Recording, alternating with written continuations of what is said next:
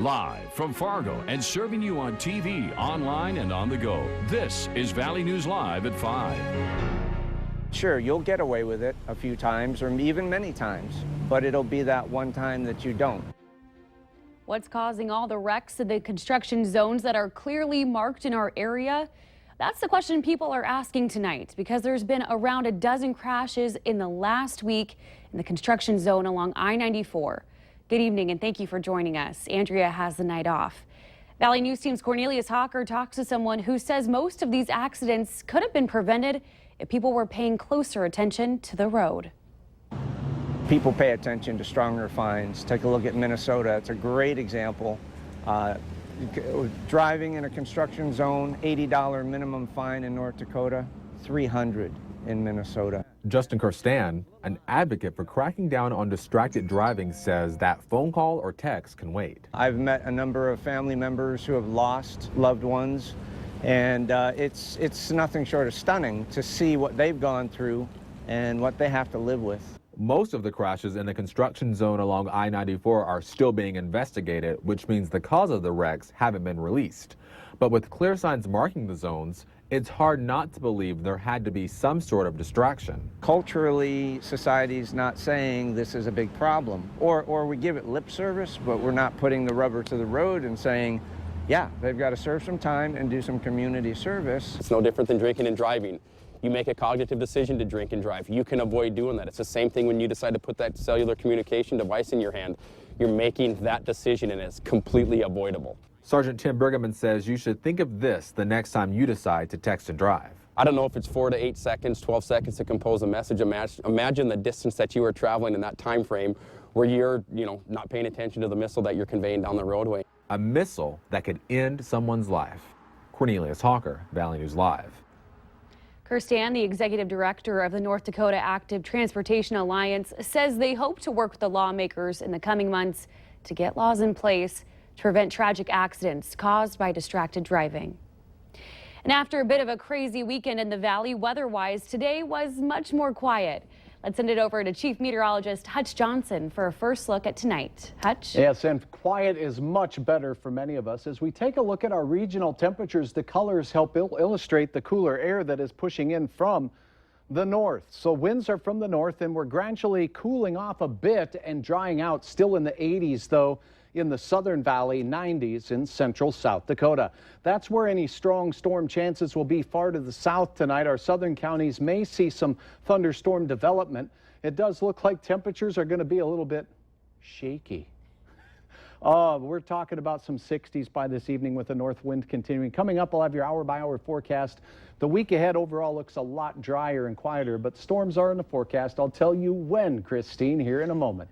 All right, thanks so much, Hutch. As a reminder, yes, you can stay up to date on the weather conditions where you are anytime on your smartphone or tablet. Just go ahead and download the Storm Team weather app to get the latest weather conditions and even follow that radar live. Search VNL Weather in the App Store. Tornadoes, high winds, and torrential rain caused heavy damage across several counties in northwestern Minnesota this weekend. Some of the worst damage is in Polk and Norman counties. That's where we find Valley News Team's Neil Carlson. This is Gene Hedrick's farmstead near the Polk County, Norman County line. Right now I'm about 7 miles south of Fertile, Minnesota. The storm appears to have skirted the Polk and Norman County lines, with Norman County getting the worst of the storm. This is Nathan and Bridget Sather's home in Gary. High winds, maybe a tornado, tore the entire roof from their home. The roof is now lying in their trees and the neighbor's yard across the road. The roof landed part of it over here and the rest of it in the neighbor's yard across the road. Yeah. Okay. What time did that hit? We were actually in Fertile, so I'm not really even sure. So any idea if a tornado hit here or just high winds? Everyone is thinking a tornado, but we don't know for sure. Just across the street, Tom Stunis wrote out the storm in his garage. And I couldn't get out of that. There was no way to get out. Those doors are buckled in. It was a blast. All right. So do you think it was a tornado?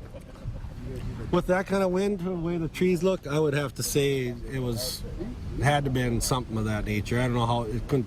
Okay. Straight line winds, I don't think would have done this much damage. 3 miles southeast of Gary, massive trees now litter Tim Holland's yard. Did you get quite a bit of rain here too? No, I talked to a neighbor there, and they said that between Saturday and last night, it sounded like we got around 8 inches, I think. Really? Number of properties that have damage to trees, twisted trees, extensive wind damage, heavy rains. I'm hearing upwards to 10 inches of rain fell in 2 days. Up in Fertile, more than 5 inches of rain just Sunday night caused a big mess at TDS Fertilizer. Their shop was a flooded mess this morning. How much water did you get here last night? How much rain? We were all the way right up to the slab directly behind us here. Okay. Any idea how many inches? 5 inches is what I heard. Really? So you got a shop full of water back there too? Yes, correct. Did that cause much damage or just kind of a mess to clean up?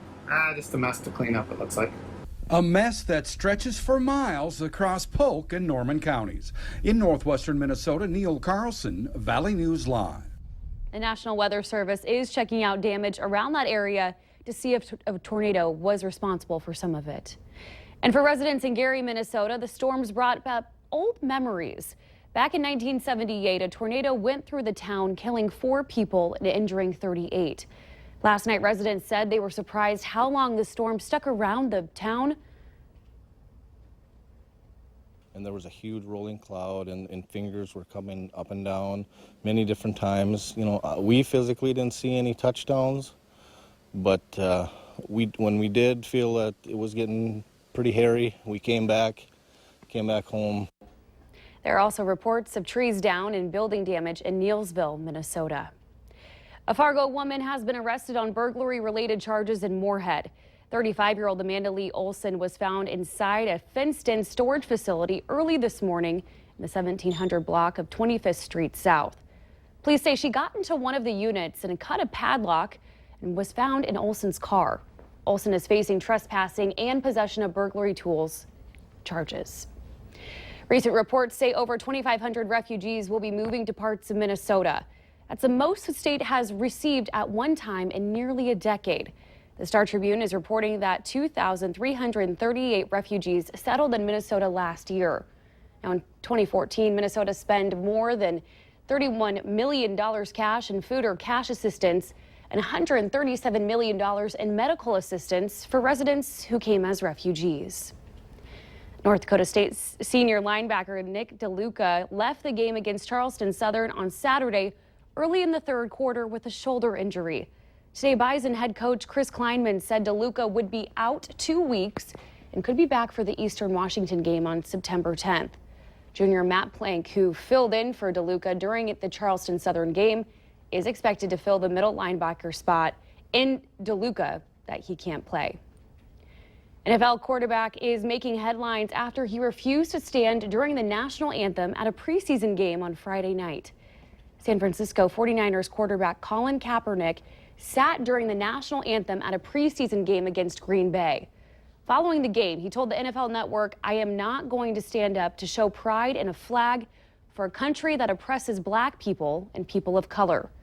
The NFL says that while it encourages players to stand during the anthem, it has no policy requiring them to do so. Panic at LAX yesterday, all from a false alarm. Thousands of passengers ran onto the tarmac after mistaken reports of an active shooter. A loud noise mistaken for shots fired inside at least 3 terminals triggered the mass evacuation. The airport was shut down for more than an hour. And adding to the chaos, police had their guns drawn and approached a man dressed as Zorro. That man was taken in for questioning but was later released. Police say those reports of shots fired was just simply a loud noise. All of this comes 3 years after a gunman shot and killed a TSA agent there. Rescue workers are pressing on with the gruesome task of recovering bodies from the rubble of last week's powerful earthquake in central Italy. At least 290 people are confirmed dead, but that number could rise. The goal now is to clear the rubble and recover any bodies still trapped beneath. One area where they have stopped searching is Pescara del Tronto. It's a tiny mountaintop village that is now off limits because of the dangerous area there. The focus now, however, is on the investigations. Authorities looking into whether fraud and shoddy construction practices contributed to the high death toll.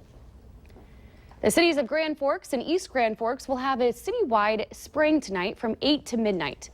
One case of the human infection with West Nile virus has been identified in Grand Forks County.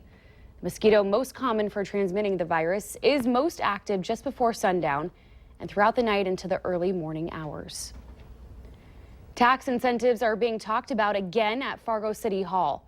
Commissioner Tony Gehrig is expected to ask the commission to re-vote on a previously approved $618,000 financial package for FedEx Air.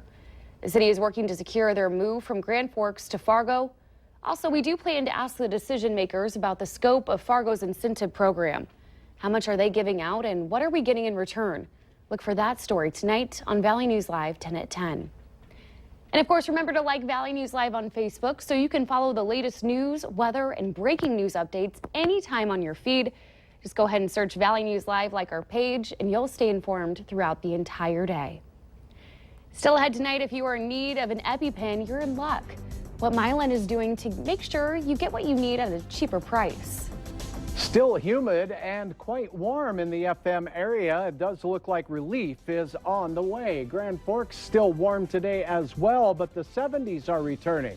I'll have your hour-by-hour forecast and tell you about our late week storm chances right after this.